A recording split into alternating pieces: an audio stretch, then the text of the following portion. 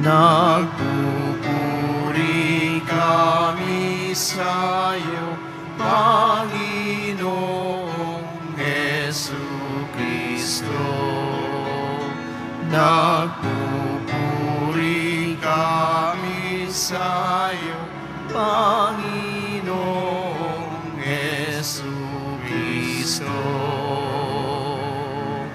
Sinabi ng buong mahal, kasalanan ay talikdan, pagsuway ay pagsisihan, maghahari ng lubusan ang buong Diyos na may kapal. Nagpupuri kami sa iyo, Panginoong Jesucristo. Sumainyo ang Panginoon. At sumayo rin. Ang mabuting balita ng Panginoon ayon kay San Marcos. Papuri sa iyo, Panginoon. Noong panahong iyon, lumapit ang isa sa mga iskriba kay Jesus at tinanong siya, "Alin pong utos ang pinakamahalaga?" Sumagot si Jesus, "Ito ang pinakamahalagang utos. Pakinggan mo, Israel, ang Panginoon na ating Diyos. Siya lamang ang Panginoon. Ibigin mo ang Panginoon mong Diyos ng buong puso, ng buong kaluluwa, ng buong pag-iisip, at ng buong lakas. Ito naman ang pangalawa. Ibigin mo ang iyong kapwa gaya ng iyong sarili. Wala nang ibang utos na hihigit pa sa mga ito. Tama po, Guro, wika ng iskriba. Totoo ang sinabi ninyo. Iisa ang Diyos at wala nang iba liban sa Kanya. At ang umiibig sa Kanya ng buong puso, buong pag-iisip, at buong lakas, at ang umiibig sa kapwa gaya ng kanyang sarili, ay higit na mahalaga kaysa magdala ng lahat ng handog na susunugin at iba pang mga hain. Nakita ni Jesus na matalino ang kanyang sagot, kaya't sinabi niya, "Malapit ka nang mapabilang sa mga pinagaharian ng Diyos." At wala nang nangahas magtanong kay Jesus mula noon. Ang mabuting balita ng Panginoon.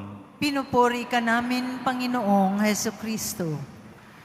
Isang magandang umaga po sa inyong lahat. Napakaganda po nung sa bandang dulo ng Ebanghelyo na sinabi ni Kristo doon sa iskriba. Sabihin nyo nga po, iskriba. Sa English, no, yung scribe. Sila po yung eksperto pagdating sa mga batas. Okay? So, yung kumbaga, constitution noon, mga batas na dapat itinuturo at dapat sinusunod. Pero itong eskribang ito, sa kanyang pananaw at sa kanyang katalinuhan, memorize niya yung 613 na batas na dapat alam at sinusunod ng mga Hudyo o ng isang Israelita. Pero sabi po doon, malapit ka nang mapabilang sa pinagaharian ng Diyos. Okay? Malapit ka nang mapabilang sa pinagaharian ng Diyos dahil alam mo ang batas. At ang batas na ito ay batas ng pag-ibig. So, isa pala ito no, sa basihan no, para tayo mapabilang sa kaharian ng Diyos, ang isa sa tinataglay natin ay dapat marunong tayong magmahal. Marunong tayong umibig. Kaya huwag kang mapapagod at lalong-lalo, huwag kang mawawalan ng pag-ibig. So ang tanong, ano ang pinakamahalagang utos? Ano ang pinakamahalagang utos na nabanggit? Parang ayaw ko na po magsalita ng kung ano-ano. Kasi ito po yung basic na dapat alam ng lahat, lalo na ng deboto ng Nazareno. Ano ang pinakamahalagang utos? Dalawa ang nabanggit. Sige nga po. Sige nga. Sige, sa senior. Sino? Taas ang kamay. Hindi, taas ang kamay. Sige po. Ang unang utos, sige po. Ibigin mo ang Diyos ng buong puso mo at ng pag-iisip mo at ng kaluluwa mo. Pangalawa, Kulang pa. Ibigin mo ang Panginoon mong Diyos ng buong puso, isip at kaluluwa, isip. May isa pa. Kulang pa. Ibigin mo ang iyong Hindi. Kulang yung sentence. No, kailangan kompleto, ha? Okay. May kulang eh. Sige nga. Ibigin mo ang Diyos ng buong isip, yung malinaw. Sige. Kailangan muna perfect muna tayo. Nasabi na, no? Buong puso. lakas yung fourth Father. Kumpletohin natin. Ibigin mo ang Diyos ng lalo sa lahat. wala na. Ibigin mo ang Panginoon mong Diyos ng Buong puso, buong isip, buong kaluluwa at buong lakas. buong lakas. Okay. Kala niya naman, may effort din naman. Ito po ay langis ng Nazareno. Yan. Sige nga. Mahalaga po yun, ha? Ibigin mo, kaya nga ang sabi, makinig ka, Shema. Makinig ka, Israel, ang Panginoon mong Diyos. Okay? Ibigin mo, sige nga, sabay-sabay po, ibigin mo ang Panginoon mong Diyos ng buong puso, buong kaluluwa, buong pag-iisip, at ng buong lakas. Nay, maaalala ba ito? Yan ang una. Yan ang pinakamahalaga. Okay. Pangalawa. Sige nga. Ibigin mo ang iyong kapwa tulad ng pagmamahal mo sa iyong sarili. Ibigin mo ang iyong kapwa gaya ng pag-ibig mo sa iyong sarili. Okay. Malinaw po ito, ha.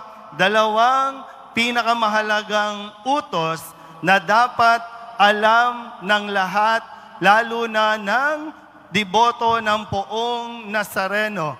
Dahil, gaya ng nasasabi natin, ang imahin ng Poong Nazareno ay imahin ng pagmamahal.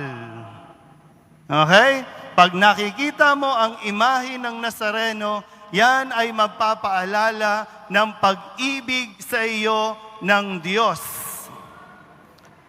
Sabihin nyo nga po sa katabi ninyo, mahal ka ng Diyos. Kasi hanap tayo ng pagmamahal sa labas, kung saan-saan, na hindi talaga mapupunan at tanging ang pagmamahal ng Diyos.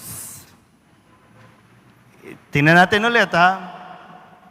Ang pag-ibig ay isang utos. Sabi po, no? Ibigin mo. Di ba pag sinabi, ibigin mo, commandment, kinukuman kita, inuutusan kita. At ito ay isang batas. Batas ang pag-ibig na dapat mong sundin. Kaya nga, kapag may sinaktan ka, sumusuway ka sa batas ng pag-ibig. Pag may niloko ka, pag may sinaktan ka, pag may inagrabyado ka, una't higit, lumalabag ka sa batas ng pag-ibig. At hindi pwedeng tawagin kang deboto kung hindi ka marunong umibig. O kaya sabi, ayoko na po magmahal. Dito na lang po ako. Sa Nazareno na lang po ako. Sa Kanya na lang po ako. Ops! Tingnan natin. Kung deboto ka talaga ng Nazareno, kamusta ang pakikitungo mo sa iyong kapwa? Kasi yun yung follow-up. Yun yung pangalawa.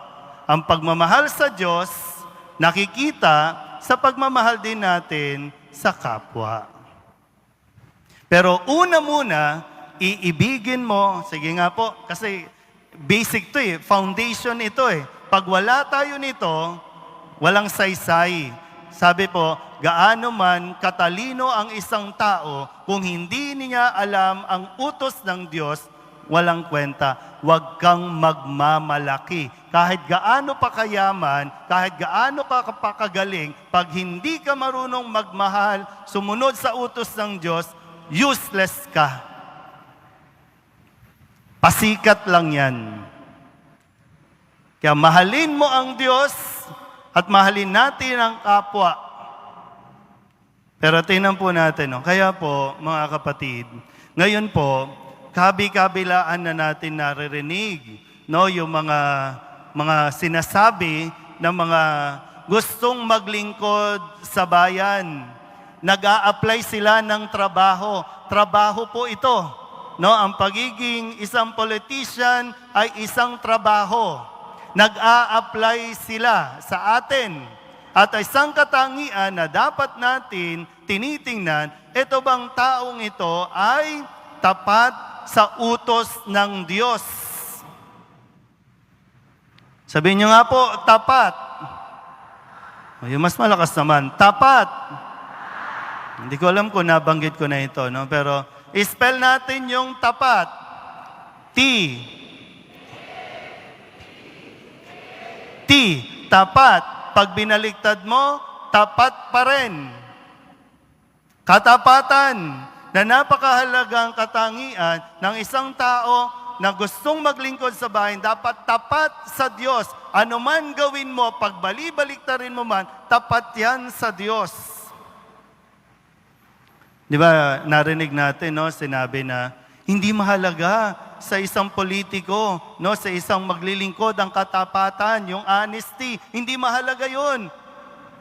Yun ang sabi, di ba, Ay, sa atin, bilang deboto, nananawagan naman ako sa inyo, tingnan ninyo yung katangian ng isang politiko. Ito ba'y tapat sa Diyos? Sa Diyos. Kasi sila po yung, sabi nga, gumagawa, ang dami nating batas at ngayon, pagpasok nila, gagawa na naman ng batas yan. At ang dami-dami nating batas. Pero useless kasi nga, hindi nakabase sa batas ng Diyos na umibig.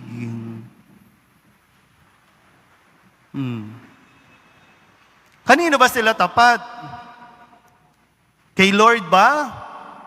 O sa drug lord? Kanino ba tapat?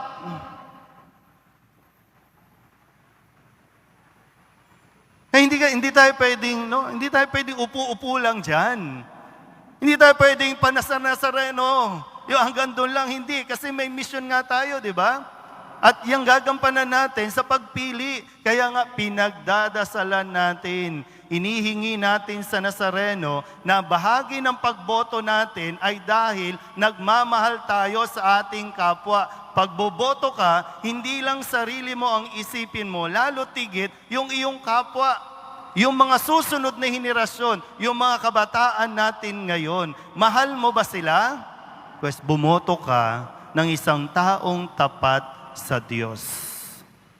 Ng isang taong umiibig sa Diyos. Kasi po, sabi nga, pagbaliktarin man natin, kaya nga maganda yung honesty, maganda yung katapatan. Hindi lahat na nagsasabi, mahal ko ang aking kapwa, iniibig ko ang aking kapwa, nagmamahal sa Diyos. Hindi lahat ng sinasabing, mahal ko kayo, nagmamahal sa Diyos. Pero lahat ng nagmamahal sa Diyos ay kayang-kayang magmahal sa bayan. Kayang-kayang magmahal sa kapwa. Kasi, no, yung iba, may ibang Lord. Hindi si Lord, kundi may ibang Lord. No, nandiyan ang Lord of the Ring. Nandiyan ang drug lord. Nandiyan ang Lord ng syndicate. Nandiyan ang Lord ng kung ano-ano. Pero si Lord, wala sa picture. Yeah, gusto nga suwayin kung ano ang batas ng Diyos eh. Di ba? Kaya ang batas ng Diyos, ibigin mo ang iyong kapwa. Ang batas ng Diyos, huwag kang makikiapid. Pero, gawa tayo ng batas na kukontra sa batas ng Diyos. Tayo kasi pumipili. Tayo ang pipili ngayon. Binibigyan. Pwede nga lang, no? Isang click lang. Gawin ng Nazareno. Ito ang mga nakarapat-dapat. Sila dapat. Pero hinahayaan niya tayong mag-isip. Hinahayaan niya tayong magdesisyon bunga ng pag-ibig. Gagawin mo yan ng may pag-ibig, ng may pagmamahal. Sana po, no? Isang katangian na dapat nating tinataglay bilang mga nagmamalaki o pinagmamalaki na ikaw ay deboto ng Nazareno, ikaw dapat ay marunong magmahal. Utos ng Diyos, umibig ka. Sabihin niyo nga po sa katabi ninyo, umibig ka. Yeah. Hindi pwedeng galit. Hindi tayo pwedeng mabuhay sa galit. Kailangan buhayin natin ang pag-ibig na ito. Pag-ibig sa paligid. Umibig tayo. Amen?